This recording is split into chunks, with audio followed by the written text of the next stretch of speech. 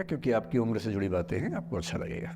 मैं सबसे पहले 2 शब्दों में अंतर स्पष्ट करना चाहता हूं। एक शब्द है गिव अप करना, एक है लेट गो करना। कभी कभी लगता है कि दोनों बातें एक जैसी हैं, पर दोनों बातें एक जैसी हैं नहीं। गिव अप करने का मतलब होता है हार मान लेना। मसलन आप कुछ कोशिश कर रहे हैं, जैसे मैं इसी एग्जांपल से बात करता हूं। पलक ने कोशिश की कि मैं यहां पर आ जाऊं, कोशिश की। और मैं ये नहीं कहना चाह रहा कि मैं बहुत व्यस्त आदमी हूं, लेकिन हाँ, व्यस्तताएं रहती हैं। मैं आजकल अवॉइड करता हूं कि कहीं जाऊं, क्योंकि पता नहीं पिछले 3 साल में ऐसा क्या हुआ, इन्विटेशंस इतने मुझे आने लग गए हैं। मैं 25 साल से पढ़ा रहा था, कोई पूछता भी नहीं था मुझे। ये कोविड में यूट्यूब में पता नहीं क्या हुआ है, अब पता नहीं कहाँ कहाँ से इन्विटेशन आते हैं। कुछ तो ऐसी जगह से आते हैं जिससे कोई दूर दूर तक मेरा संबंध ही नहीं है। कोई बड़ी कंपनी है, उस कंपनी का इन हाउस प्रोग्राम है, कह रहे वहाँ के मोटिवेट कर। तो मैंने कहा यार मैं कैसे मोटिवेट कर दूँ मैं तो फिर अब हमने पॉलिसी बनाई है कि जितना कम हो सके उतना कम जाएं। रमा जी का आदेश तो मेरे सर माथे पर है, मेरी सीनियर है, मैं उनको मना नहीं कर सकता हूँ, लेकिन जनरली मैं कोशिश करता हूँ कि ना जाऊँ। अच्छा, मना करना खराब लगता है, तो हम क्या करते हैं कि धैर्य की परीक्षा लेते हैं।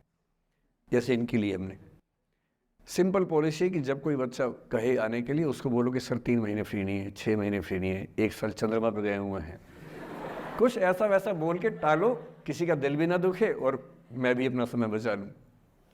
तो हमने इनको बहुत परेशान किया, 3 बार 4, मतलब किया तो मेरी टीम के मेंबर ने, पर मेरे निर्देश पे किया, तो आप उनको मत कुछ कहिएगा, मैंने कहा था।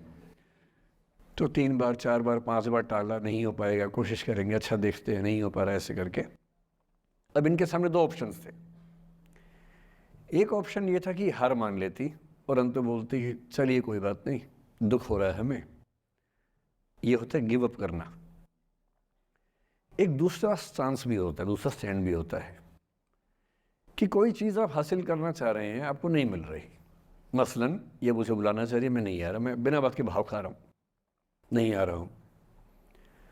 और एक समय के बाद ये इस मूड में आ जाती कि भाड़ में जाओ, नहीं यार तो भाड़ में जाओ, तुम जैसे बहुत देखे हैं, एक ढूंढेंगे 100 मिल जाएंगे तुम्हारे जैसे, क्या समझते हो अपने आप को। और फिर मैं कहता मैं आना चाहता हूँ, कहते नहीं हम नहीं बुलाएंगे आपको। ये होता है लेट गो करना। क्यों किसी को इतना भाव देना है भाई? अगर कोई चीज़ नहीं हासिल हो रही तो भाड़ में जाए। क्यों किसी के लिए फ्रस्ट्रेशन झेलनी है, क्यों परेशान होना है? गिव अप करने में और लेट गो करने में इतना ही अंतर है कि आपने हार मान ली या आपने जेहन से निकाल दिया, दिमाग से ही निकाल दिया। किसी चीज़ को दिमाग से निकाल देना लेट गो करना है। किसी चीज़ के लिए कोशिश करते करते हार मान लेना और उस हार की फ्रस्ट्रेशन के साथ जीना गिव अप करना है। मुझे खुशी है कि आपकी मोटिवेशनल सोसाइटी के मेंबर्स कम से कम गिव अप नहीं करते। अच्छा, वो लेट गो भी नहीं किया मुझे, वरना मेरा सम्मान बच गया। और ये अच्छा है कि इसी विषय पर हम बात करना चाह रहे हैं। मैंने इस बीच में ये भी सीखा कि आपकी उम्र के बच्चों को कुछ भी बताने का सबसे अच्छा तरीका है कहानियाँ सुनाना। और आपकी उम्र की बात नहीं है, लिंक्डइन पर आप भी शायद होंगे, मैं भी वहाँ पर हूँ, जो प्रोफेशनल्स का प्लेटफॉर्म सबसे अच्छा माना जाता है। मैंने देखा कि आजकल जो बड़ी बड़ी कंपनियों के सीईओ हैं या सीएक्सओस कहते हैं, सीएफओ है, सीटीओ है या सीएचआरओ है, जो चीफ ऑफिसर्स होते हैं किसी कंपनी के, उनके लिए स्पेशल कोर्सेज चलते हैं स्टोरी टेलिंग के।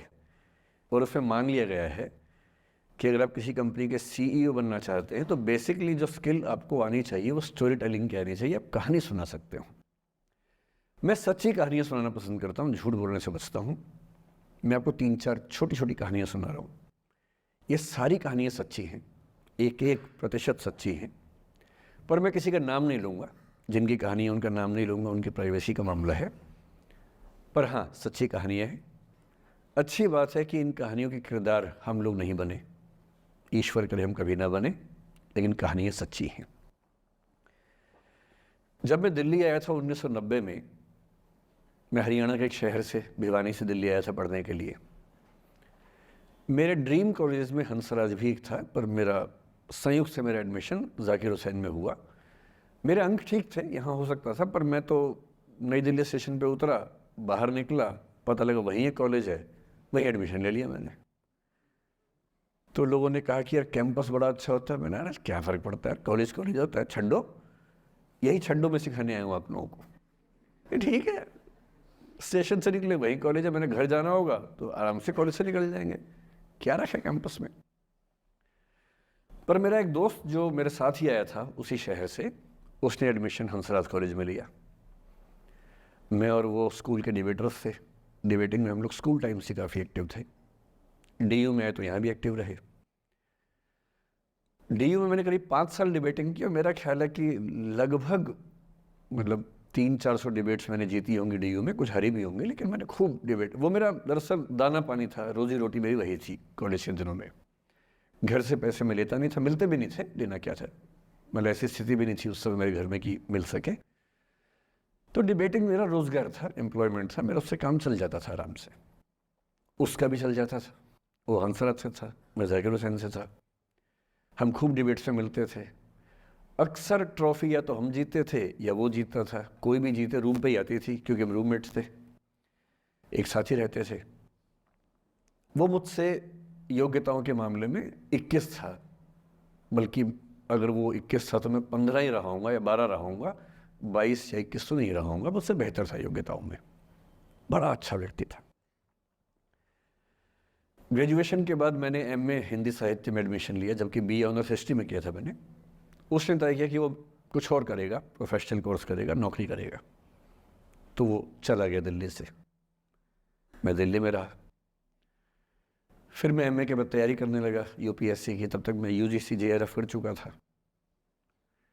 पहला अटैम्प्ट दिया, प्रीलिम्स हो गया, मेंस मेरा 96 के मेंस की बात कर रहा हूँ, मेंस शुरू होने वाला था, 2 दिन रह गए थे। करीब 10 दिन पहले वो मेरे पास आया हुआ था दिल्ली में, मिलजुल के अच्छे से बात करके गया था। उन दिनों उसका एक प्रेम संबंध कहीं हमारी ही एक मित्र के साथ चल रहा था, हम सब दोस्त थे, तो उनमें से 2 लोगों का आपस में का अफेयर था। मुझे नहीं पता क्या हुआ, लेकिन मेरे मेन एग्ज़ाम से 2 दिन पहले रात को 12 बजे एक फ़ोन आया और ये बताया गया कि मेरे दोस्त ने फंदा लगा के अपनी जीवन लीला समाप्त कर ली है। वो दिल्ली से दूर था कहीं, और जिस व्यक्ति के बारे में मेरी राय ये थी कि उतना जीवट वाला व्यक्ति कोई हो नहीं सकता, जो ज़िंदगी से हार सकता ही नहीं, जिसके होने से कई लोग हमेशा जीता हुआ महसूस करते हैं, वो चुपचाप एक बंद कमरे में ज़िंदगी से हार गया। मैं आज तक नहीं समझ पाया कि ऐसा कैसे हुआ।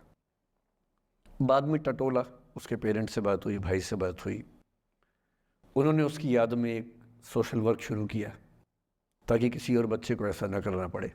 तो जो हल्का हल्का अनुमान हुआ वो है कि शायद कुछ ऐसा था रिलेशनशिप में जो नहीं संभल पाया था, और रिश्ता टूट ना जाए इसका दबाव बहुत ज़्यादा था, और वो दबाव झेल नहीं पाया। इस उम्र में ऐसा फेज़ आता है, कई बार आता है।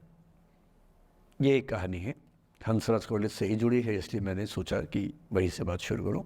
नाम जैसा कि मैंने कहा मैं नहीं बताऊंगा, तो नाम बताने का मतलब भी नहीं। और वो जिसकी मैं कहानी सुना रहा हूँ, आप लोगों के जन्म से पहले की बात है, आप तो सब 21वीं सदी वाले बच्चे होंगे ना, जेन ज़ी होंगे आप सब लोग, तो ये तो बहुत पुरानी बात है।